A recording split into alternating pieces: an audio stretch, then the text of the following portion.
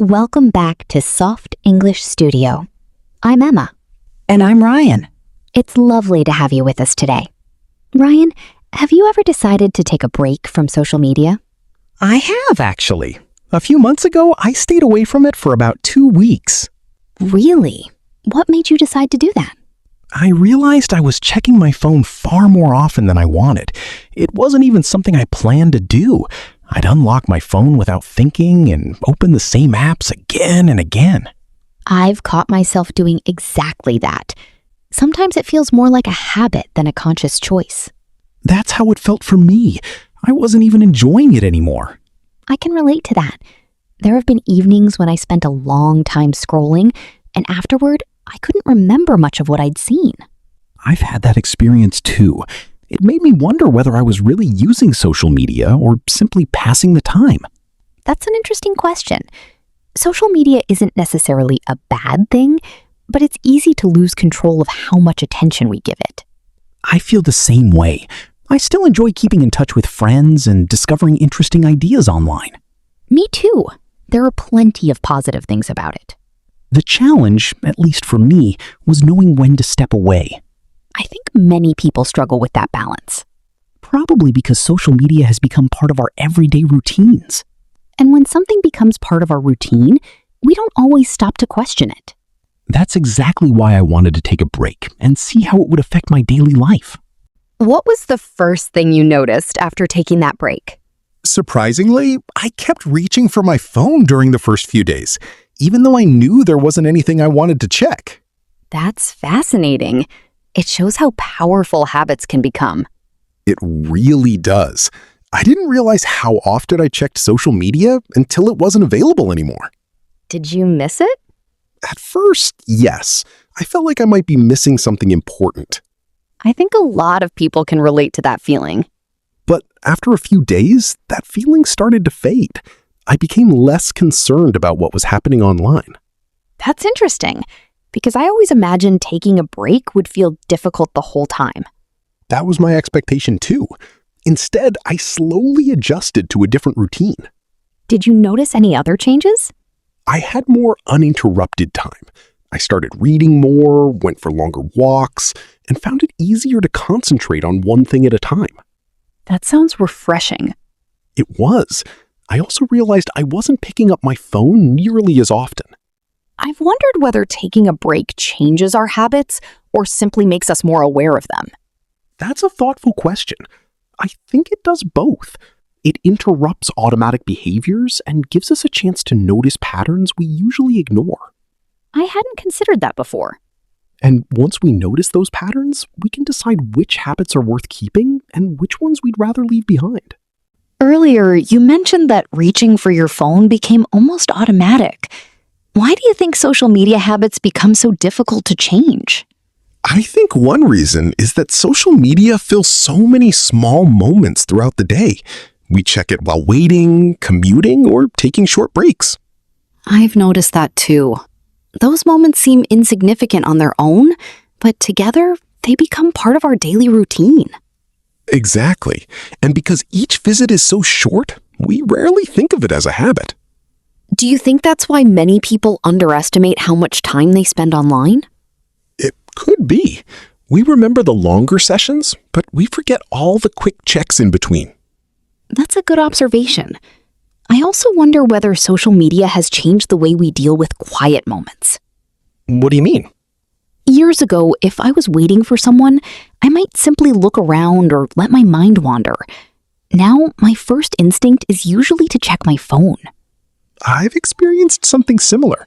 Sitting quietly sometimes feels unusual, even when there's nothing wrong. That's interesting, because quiet moments used to feel normal. Perhaps we've become so used to constant stimulation that silence feels unfamiliar. There could be some truth in that.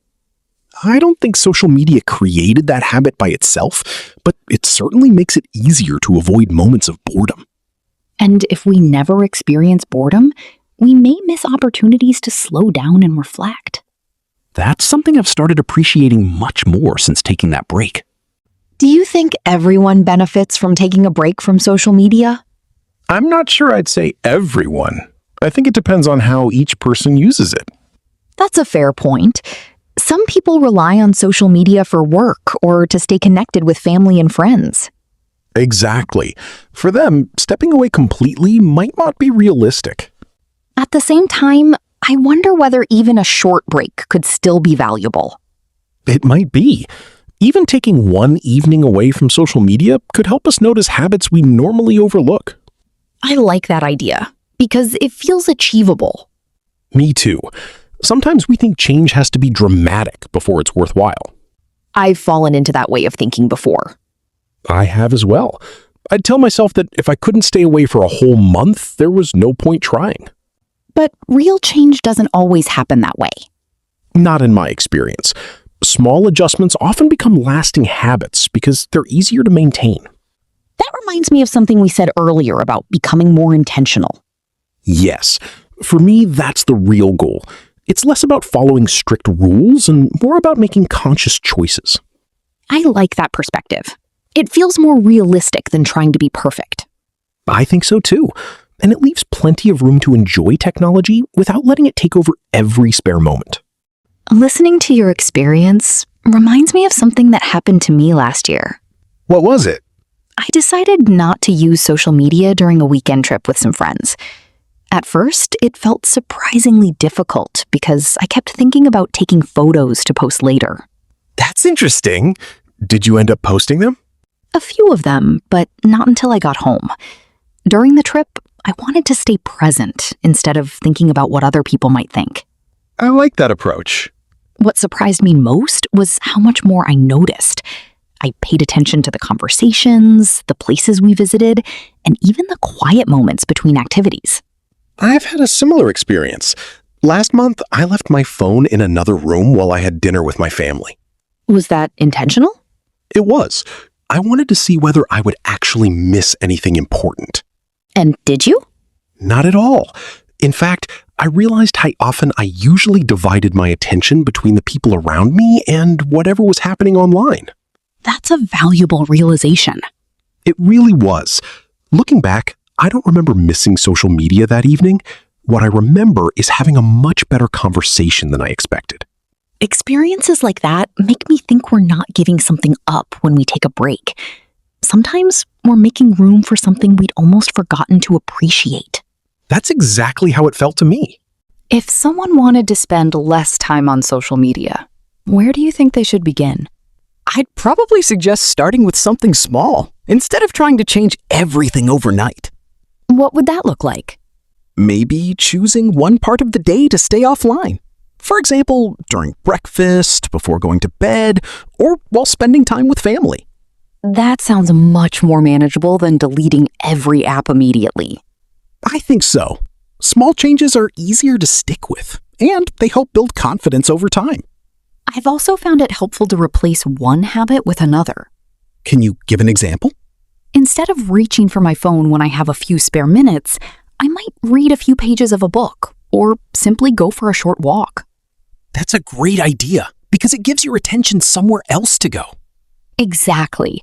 If we only tell ourselves what not to do, the habit often comes back. I've noticed the same thing. Creating a healthier routine feels more effective than relying on willpower alone. And perhaps that's the biggest lesson for me. Taking a break from social media isn't about following strict rules. It's about making choices that reflect how we want to spend our time, our attention, and our energy. I like that way of looking at it. Me too. And I think there's one more important idea we should talk about before we finish today's conversation. After everything we've talked about today, I don't think taking a break from social media is really about giving something up. I see it the same way. For me, it was more about creating space to notice how I wanted to spend my time. That's a meaningful difference. Instead of focusing on what we lose, we can focus on what we gain. Exactly. During my break, I didn't suddenly become more productive every day, but I did feel more present and more intentional. I think that's an important point. We don't need to expect dramatic changes overnight. Not at all. Even becoming a little more aware of our habits can make a difference over time. Looking back, one idea has stayed with me throughout this conversation. Technology isn't the enemy. I agree. Social media can be a wonderful way to learn new things, stay connected with people we care about, and discover different perspectives. The challenge is making sure it supports our lives instead of quietly taking over our attention. That's exactly what I learned from taking a break. It helped me decide when I wanted to be online, instead of letting the habit decide for me. I like that way of putting it. I hope today's conversation encourages people to reflect on their own habits without feeling guilty. Me too. Small changes, repeated consistently, often lead to meaningful results. And finding a balance that works for you is much more important than trying to follow someone else's rules. Thanks for sharing your thoughts today, Ryan. Thanks, Emma. I really enjoyed this conversation. Before we finish today's episode, let's look at a few useful expressions that came up naturally during our conversation. Let's start with our first phrasal verb, step away. We used it when talking about taking a break from social media. Step away means to leave something for a period of time, often to gain a healthier perspective or create some distance. For example, I decided to step away from social media for a week. Native speakers also use it when talking about work, stressful situations, or anything they want to break from. Our second phrasal verb is stick with. We used it when discussing small changes that are easier to maintain. Stick with means to continue doing something instead of giving up. For example, I found a routine that worked for me, so I decided to stick with it. It's a very common expression when talking about habits, goals, or learning something new. Now let's look at two useful collocations. The first one is constant stimulation. We used it while discussing how social media can fill every quiet moment. It describes a situation where our minds are continually receiving new information or entertainment. For example, after a busy day of constant stimulation, I enjoy spending a little time in silence. Our second collocation is conscious choice. We talked about social media becoming a habit instead of a conscious choice. This collocation means making a decision deliberately rather than automatically.